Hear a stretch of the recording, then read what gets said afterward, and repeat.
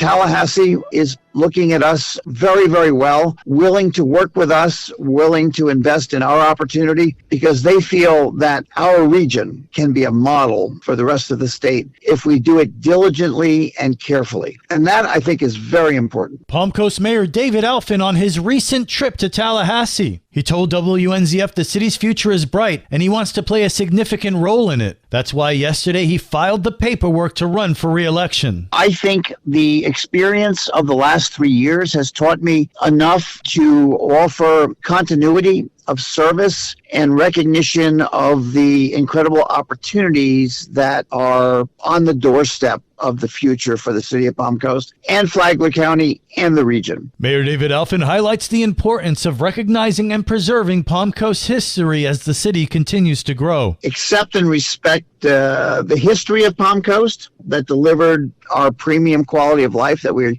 hold so dearly. I also feel it's important that folks know that I intend to polish the present by renovating, upgrading, and enhancing today's Palm Coast. All of those things need to be done today. And then finally, the third leg of my campaign stool is really that we carefully and diligently plan our city for future generations so that we can enjoy financial success accompanied by ecological preservation to guarantee the city's long-term future. David Alfin, who took office as Palm Coast mayor in 2021, tells WNZF what he considers his proudest achievements during his first term in office. Bringing decorum to city council and raising the bar. I think we have the most diverse city council in the history of the city of Palm Coast, and recognizing the opportunity at hand while also making sure that we polish what we have so that it is well kept and well cared for, so our residents continue to enjoy one of the best quality of lives in all of the state of Florida. So far, the upcoming August 20th primary has 4 other candidates. In 2021, Alfin emerged victorious in a competition involving 6 candidates, securing 36% of the vote. Yesterday, Mayor David Alfin also delivered the annual State of the City address at the Palm Coast Community Center. We'll have more on that next week. Good morning, Flagler County. I'm Rich Carroll. You're listening to Flagler's Morning News on Friday, February 2nd. You don't want panic to set in, certainly from staff and things along those lines. But, it all worked out. And, we knew it could, but we also knew it could have gone bad, and we just had to prepare for it in case it did. A popular Flagler Beach restaurant will keep its doors open. Jamie Bordeaux has owned Beachfront Grill for a decade. He says he was almost forced to close. You don't want panic to set in either. There's listen, people are going to have their own thoughts. I get that. I'm not naive to that. But there's a process that you have to go through. You have to eventually come to the realization that, hey, this really may not happen in time. Luckily, a wire transfer came through at the last minute, allowing the restaurant to stay afloat and its staff of 36 to keep their jobs. Bordeaux credits the community. A lot of other restaurants reached in and said, hey, we'll take whatever you can, to get people back to work. So that's why I said after the weekend, the staff, once that was over, then you just stay focused on what was at hand, which was getting us over the goal line. But the other restaurants, the other businesses in Flagler Beach, it was just amazing. I can't even tell you. Bordeaux also owns Loopers, a restaurant at Palm Harbor Golf Club, and the landing strip at the Flagler County Airport. For Flagler's Morning News, I'm Daryl Moody. This local news is a service of Flagler County's Toyota dealer, Beaver Toyota US 1 St. Augustine, here to wow you. First Friday in Flagler Beach will feature an update from the Florida Department of Transportation. The Florida Department of Transportation announced it will attend First Friday in Flagler Beach today to provide information about construction of a buried seawall expected to begin this month. It is the first of 2 seawalls the agency plans to build to protect State Road A1A. Cindy Lane, FDOT District 5 Public Information Director. We wanted to come out to First Friday so that we could share information with everybody on what the plans are. And we're going to have a video that kind of shows how the secant wall design works. Then Lane has details about the second seawall, too. And then when that first seawall is completed, then we'll be starting the construction of a second seawall, and that one will be in Ormond by the Sea.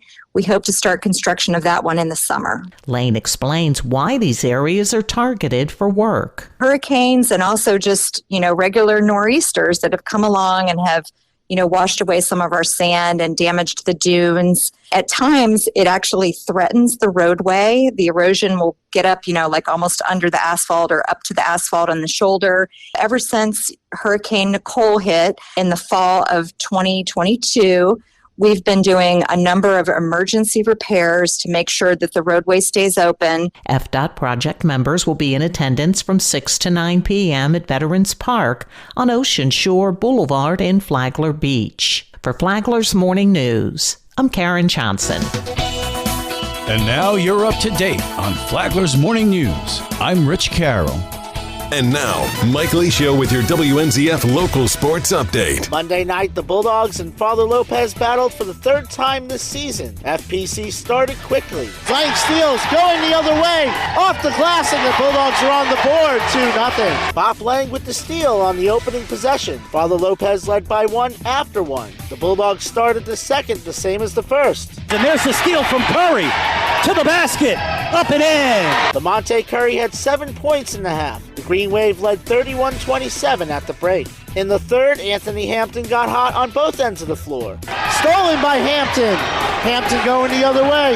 Going baseline. And the baskets! Hampton had 10 after intermission. The quarter ended tied at 43. Now it's Nathan Royal. Drops it off, and the layup is good for Sanders. Despite 8 points from Sanders off the bench, Father Lopez held on for a 62-59 win. The Bulldogs finished the regular season tonight at Atlantic. The action continues at the Anderson Gym with a crosstown showdown between the Matanzas and FPC girls at 7. The Matanzas boys defeated Deltona 95-77 Tuesday night. Basketball districts begin next week. Rich and I preview the boys tournaments on tomorrow's Rich and Mike Sports Show at 7:30 a.m. on WNZF. Listen anytime on the Flagler radio app. Soccer districts took place this week. A surge by Lake Mary Lake propelled the Rams past the FPC boys Monday. Tuesday, there was a doubleheader at the Ormond Beach Sports Complex between the Pirates and Seabreeze. The Matanzas girls were eliminated by the Sand Crabs in the early game. In the nightcap, the Pirate boys captured the district title, winning 5-1. The Pirates had 2 goals by Diego Bernardi. They returned to regionals for the third time in 4 years. Their opponent is to be determined. Wednesday, the Lady Bulldogs took on Lake Mary in their district final, falling 5-0. Weightlifting, the boys opened their season this week. The Pirates win over the alma mater 47-37. FPC takes care of Mainland 48-28. The girls had regionals last night. State qualifiers will be announced over the weekend. Tune in Monday to find out who is off to Lakeland.